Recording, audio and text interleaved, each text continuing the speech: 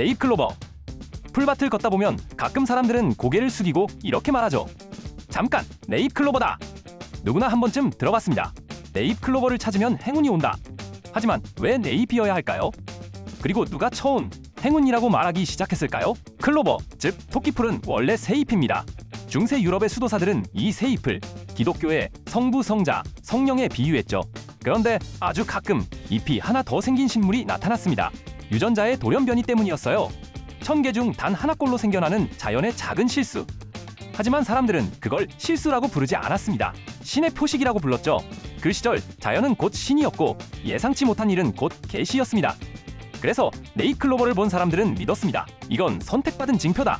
그리고 어느 순간 새 잎의 상징이었던 믿음, 희망, 사랑 뒤에 하나의 단어가 더 붙었습니다. 행운. 재밌는 건 이 믿음이 퍼진 경로입니다. 15세기 유럽의 수도원과 농촌마을, 문맹이 많던 시대에 성경을 읽는 대신 사람들은 식물의 모양으로 신의 뜻을 읽었어요. 그때 네잎클로버는 말로 설명되지 않는 희소성의 상징이었습니다. 다시 말해 보기 드문 것이 곧 특별한 것이 된 거죠. 사실 통계적으로 보면 네잎클로버를 발견할 확률은 약 1만 분의 1. 하지만 그걸 찾은 순간 사람들은 이렇게 말하죠. 오늘은 왠지 일이 잘 될 것 같아. 검은 고양이, 깊은 밤. 골목길을 걷다 검은 고양이가 휙 지나가면 사람들은 본능처럼 중얼거리죠. 불길하다. 그런데 묘하지 않나요? 색깔 하나 다를 뿐인데 왜 검은 고양이만큼은 불운의 상징이 되어버린 걸까요? 고대 이집트에서 고양이는 신성한 존재였습니다.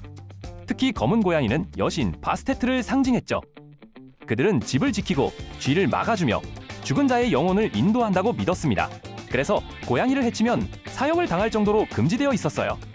검은 고양이는 행운과 보호의 상징이었습니다. 그런데 이 평화로운 상징은 중세 유럽에서 완전히 뒤집혀버립니다.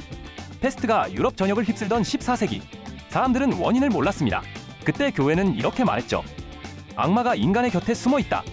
그리고 그 사자는 검은 고양이의 형상을 하고 있다. 이후로 사람들은 검은 고양이를 피했고 심지어 잡아 죽이기도 했습니다. 마녀 사냥이 시작되자 고양이는 마녀의 동반자로 불리며 함께 화형을 당했죠. 아이러니하게도 이때 고양이가 사라지면서 쥐가 늘었고 그 쥐가 페스트를 더 퍼뜨렸습니다. 즉 불길하다는 믿음이 진짜 불행을 불러온 겁니다. 그럼에도 불구하고 사람들은 계속 말했습니다. 검은 고양이가 내 앞을 가로질렀다. 오늘은 운이 나쁠 거야. 숫자 13. 엘리베이터를 탈 때 12층 다음이 14층인 걸 본 적 있나요? 마치 존재하지 않는 층처럼. 그런데 왜 사람들은 이 단순한 숫자를 그렇게 두려워하게 된 걸까요? 그 시작은 기독교의 마지막 만찬으로 거슬러 올라갑니다. 예수와 12명의 제자, 그리고 그 자리에 앉은 13번째 사람, 바로 배신자 유다. 그날 이후 13은 배신과 죽음의 숫자가 되어버렸습니다. 중세에 들어서면서 이 숫자에 대한 불길한 상징은 더 깊고 더 어두워집니다. 십자가에 못 박힌 날이 금요일이었다는 사실이 합쳐져 13일의 금요일은 재앙의 날로 굳어졌죠. 물론 과학적으로 13에는 아무런 특별한 힘이 없습니다. 심리학자들은 말합니다. 이건 단순한 미신이 아니라 불확실성을 통제하려는 인간의 욕구라고. 즉 세상엔 설명되지 않는 일이 많고 그걸 13이라는 이름으로 묶어버리면 마음이 조금은 편해지는 겁니다. 흥미롭게도 이 숫자가 불운의 상징이 된 건 서양에서만의 이야기임에도 불구하고 13의 저주는 지금도 전 세계에 남아있죠. 말편자, 문 앞에 말편자를 걸어두면 집안에 복이 들어온다고 합니다. 서양에선 행운의 부적. 하지만 사실 이 상징은 행운을 부르기 위한 게 아니라 두려움을 막기 위한 물건이었습니다. 기원은 아주 오래된 중세 유럽. 당시 사람들은 어둠과 질병, 악령을 눈에 보이지 않는 힘으로 믿었습니다. 그 힘을 막아내는 건 쇠붙이, 즉 철이라고 생각했어요. 철은 천둥과 번개를 부르는 신의 금속이자 악마가 가장 두려워하는 물질로 여겨졌죠. 그래서 검, 못, 편자 같은 철로 만든 물건들은 보호의 부적이었습니다. 그 중에서도 말편자는 특별한 형태로 주목받았습니다.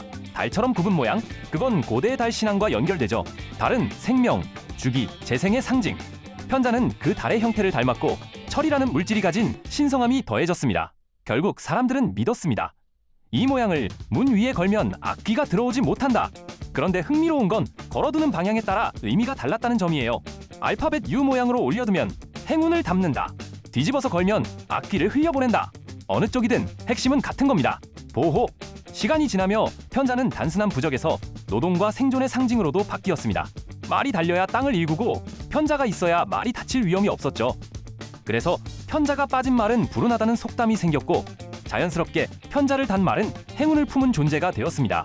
좋아요, 구독, 알림 설정 부탁드리며 다음 영상에서 또 다른 흥미로운 이야기로 찾아오겠습니다. 감사합니다.